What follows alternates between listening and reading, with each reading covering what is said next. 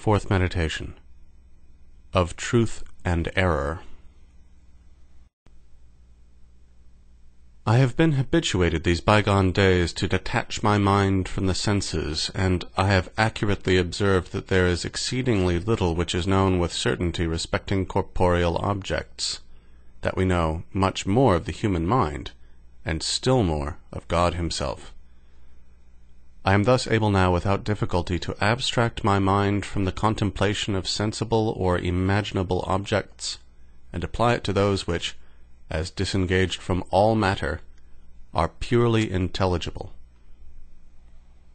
And certainly the idea I have of the human mind insofar as it is a thinking thing, and not extended in length, breadth, and depth, and participating in none of the properties of body, is incomparably more distinct than the idea of any corporeal object. And when I consider that I doubt, in other words, that I am an incomplete and dependent being, the idea of a complete and independent being, that is to say, of God, occurs to my mind with so much clearness and distinctness, and from the fact alone that this idea is found in me, or that I who possess it exist, the conclusions that God exists, and that my own existence, each moment of its continuance, is absolutely dependent upon him, are so manifest as to lead me to believe it impossible that the human mind can know anything with more clearness and certitude. And now I seem to discover a path that will conduct us from the contemplation of the true God, in whom are contained all the treasures of science and wisdom, to the knowledge of the other things in the universe. For, in the first place, I discover that it is impossible for him ever to deceive me, for in all fraud and deceit there is a certain imperfection. And although it may seem that the ability to deceive is a mark of subtlety or power, yet the will testifies without doubt of malice and weakness, and such, accordingly, cannot be found in God. In the next place, I am conscious that I possess a certain faculty of judging or discerning truth from error, which I doubtless received from God, along with whatever else is mine. And since it is impossible that he should will to deceive me, it is likewise certain that he has not given me a faculty that will ever lead me into error, provided I use it aright. And there would remain no doubt on this head, did it not seem to follow from this that I can never therefore be deceived. For if all I possess be from God, and if he planted in me no faculty that is deceitful, it seems to follow that I can never fall into error. Accordingly, it is true that when I think only of God, and when I look upon myself as coming from God and turn wholly to him, I discover in myself no cause of error or falsity, but immediately thereafter, recurring to myself, experience assures me that I am nevertheless subject to innumerable errors. When I come to inquire into the cause of these, I observe that there is not only present to my consciousness a real and positive idea of God, or of a being supremely perfect, but also, so to speak, a certain negative idea of nothing, in other words, of that which is at an infinite distance from every sort of perfection, and that I am, as it were, a mean between God and nothing, or placed in such a way between absolute existence and non-existence, that there is in truth nothing in me to lead me into error in so far as an absolute being is my creator, but that, on the other hand, as I thus likewise participate in some degree of nothing or of non-being, in other words, as I am not myself the supreme being, and as I am wanting in many perfections, it is not surprising I should fall into error. And I hence discern that error, so far as error is not something real, which depends for its existence on God, but is simply defect, and, therefore, that, in order to fall into it, it is not necessary God should have given me a faculty expressly for this end, but that my being deceived arises from the circumstance that the power which God has given me of discerning truth from error is not infinite. Nevertheless, this is not yet quite satisfactory.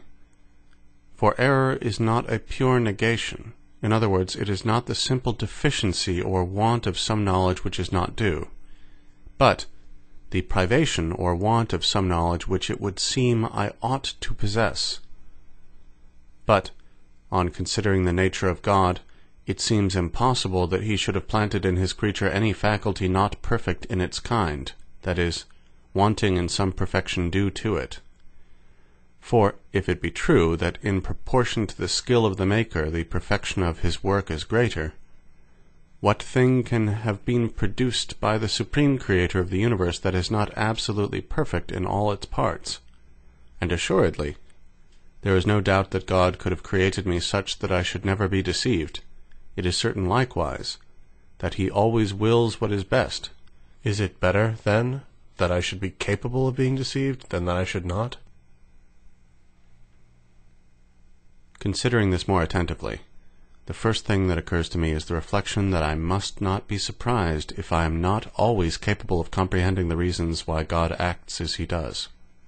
Nor must I doubt of his existence, because I find, perhaps, that there are several other things besides the present respecting which I understand neither why nor how they were created by him. For, knowing already that my nature is extremely weak and limited, and that the nature of God, on the other hand, is immense, incomprehensible, and infinite, I have no longer any difficulty in discerning that there is an infinity of things in his power whose causes transcend the grasp of my mind, and this consideration alone is sufficient to convince me that the whole class of final causes is of no avail in physical or natural things. For it appears to me that I cannot, without exposing myself to the charge of temerity, seek to discover the impenetrable ends of deity. It further occurs to me that we must not consider only one creature apart from the others if we wish to determine the perfection of the works of deity, but generally all his creatures together. For the same object that might perhaps with some show of reason be deemed highly imperfect if it were alone in the world, may for all that be the most perfect possible considered as forming part of the whole universe. And although, as it was my purpose to doubt of everything,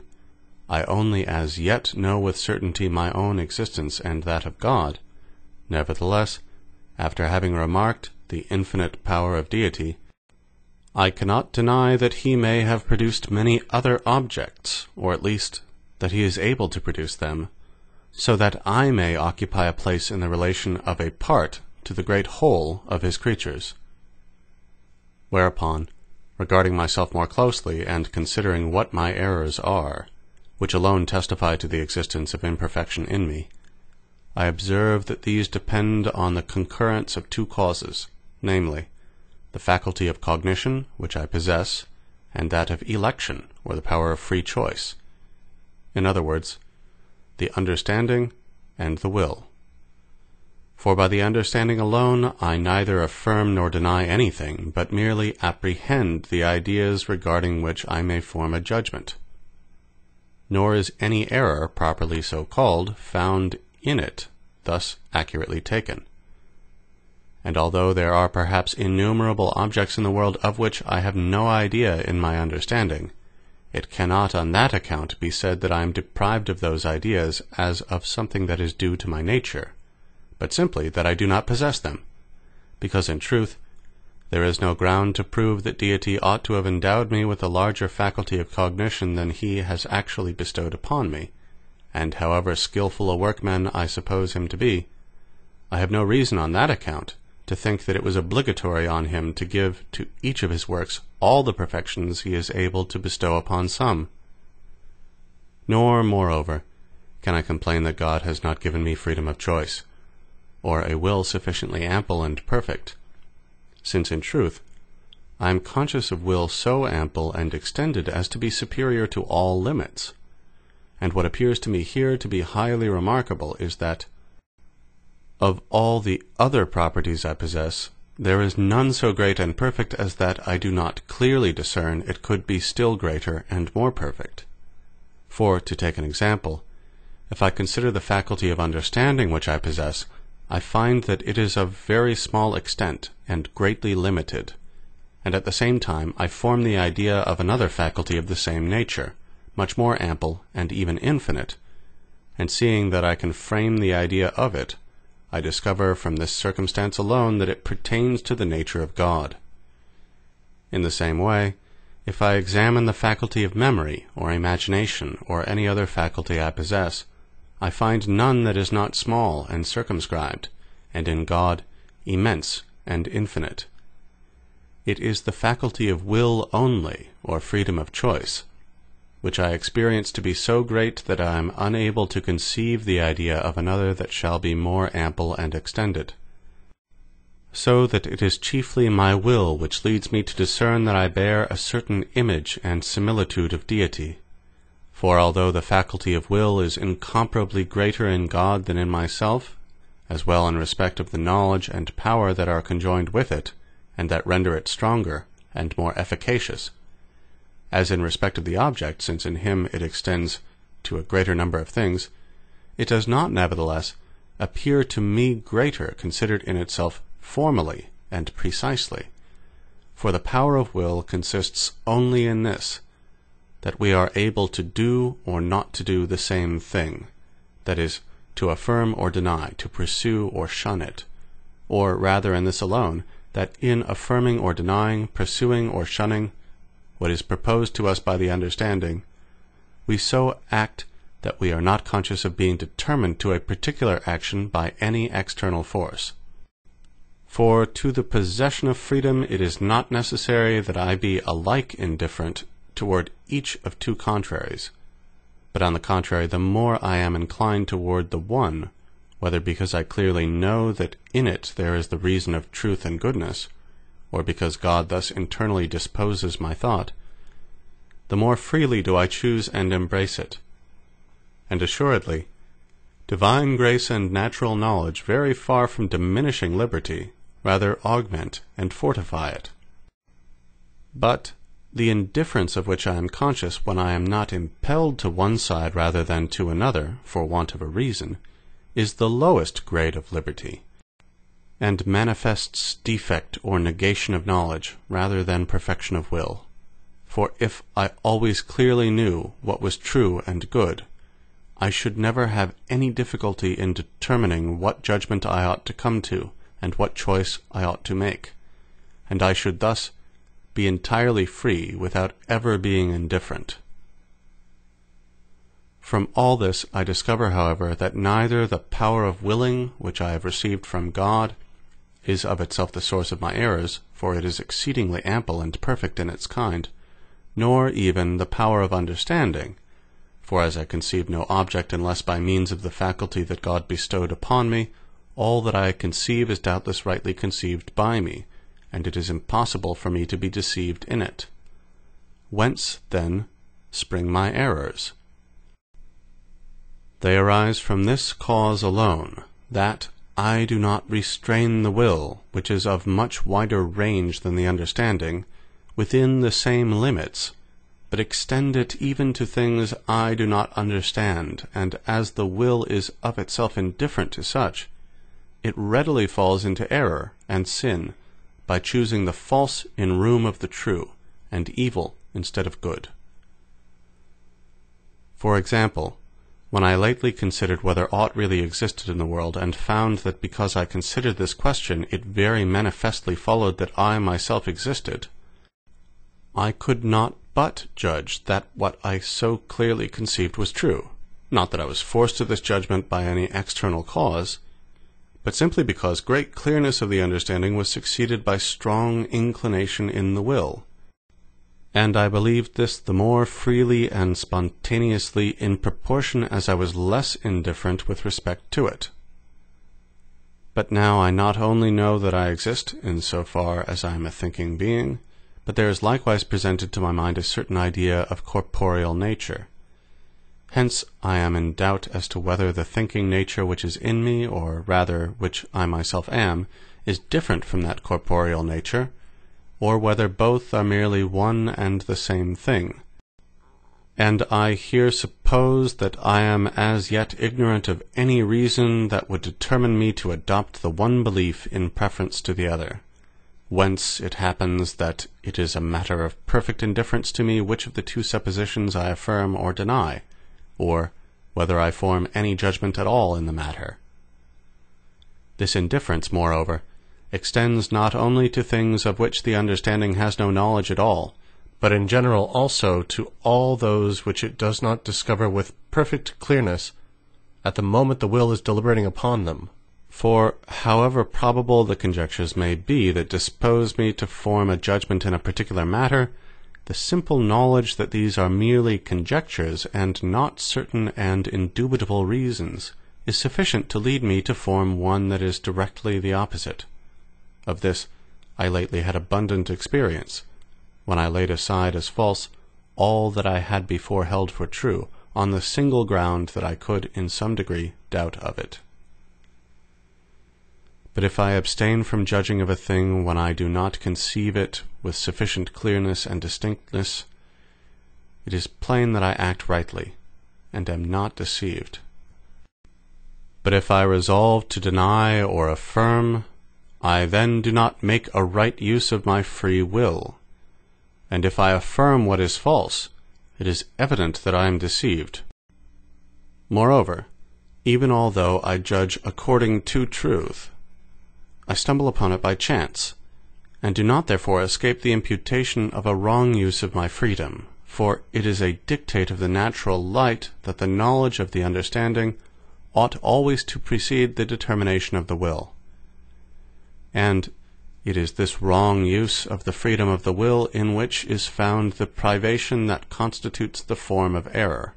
Privation, I say, is found in the act, in so far as it proceeds from myself, but it does not exist in the faculty which I received from God, nor even in the act in so far as it depends on Him. For I have assuredly no reason to complain that God has not given me a greater power of intelligence, or more perfect natural light than He has actually bestowed, since it is of the nature of a finite understanding not to comprehend many things, and of the nature of a created understanding to be finite. On the contrary, I have every reason to render thanks to God, who owed me nothing, for having given me all the perfections I possess, and I should be far from thinking that He has unjustly deprived me of or kept back the other perfections which He has not bestowed upon me. I have no reason, moreover, to complain because He has given me a will more ample than my understanding, since, as the will consists only of a single element, and that indivisible,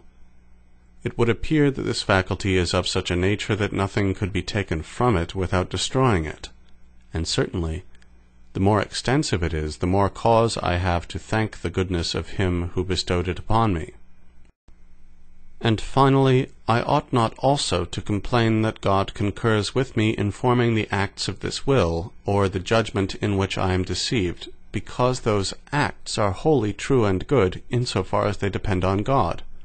and the ability to form them is a higher degree of perfection in my nature than the want of it would be. In regard to privation, in which alone consists the formal reason of error and sin, this does not require the concurrence of deity, because it is not a thing or existence, and if it be referred to God as to its cause, it ought not to be called privation, but negation, according to the signification of these words in the schools. For in truth, it is no imperfection in deity that He has accorded to me the power of giving or withholding my assent from certain things of which He has not put a clear and distinct knowledge in my understanding. But it is doubtless an imperfection in me that I do not use my freedom aright, and readily give my judgment on matters which I only obscurely and confusedly conceive. I perceive nevertheless that it was easy for deity so to have constituted me as that I should never be deceived, although I still remained free and possessed of a limited knowledge, namely, by implanting in my understanding a clear and distinct knowledge of all the objects respecting which I should ever have to deliberate, or simply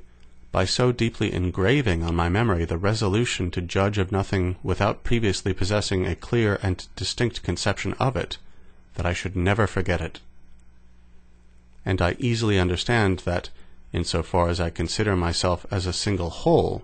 without reference to any other being in the universe, I should have been much more perfect than I now am, had deity created me superior to error. But I cannot therefore deny that it is not somehow a greater perfection in the universe, that certain parts of it are not exempt from defect, as others are, than if they were all perfectly alike. And I have no right to complain because God, who placed me in the world, was not willing that I should sustain that character which, of all others, is the chief and most perfect. I have even good reason to remain satisfied on the ground that, if he has not given me the perfection of being superior to error by the first means I have pointed out above, which depends on a clear and evident knowledge of all the matters regarding which I can deliberate, he has at least left in my power the other means, which is firmly to retain the resolution never to judge where the truth is not clearly known to me. For, although I am conscious of the weakness of not being able to keep my mind continually fixed on the same thought, I can nevertheless, by attentive and oft-repeated meditation, impress it so strongly on my memory that I shall never fail to recollect it as often as I require it, and can acquire in this way the habitude of not erring.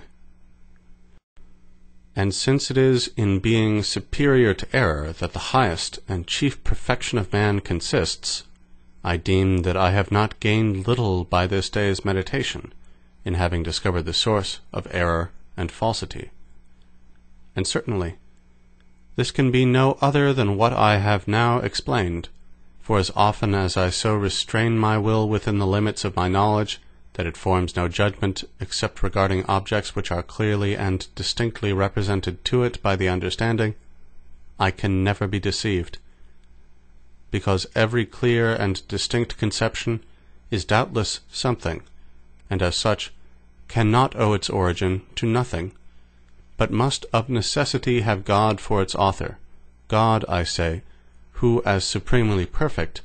cannot without a contradiction be the cause of any error,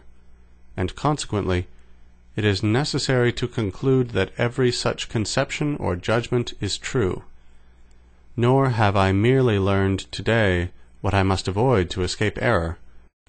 but also what I must do to arrive at the knowledge of truth, for I will assuredly reach truth if I only fix my attention sufficiently on all the things I conceive perfectly, and separate these from others which I conceive more confusedly and obscurely, to which, for the future, I shall give diligent heed.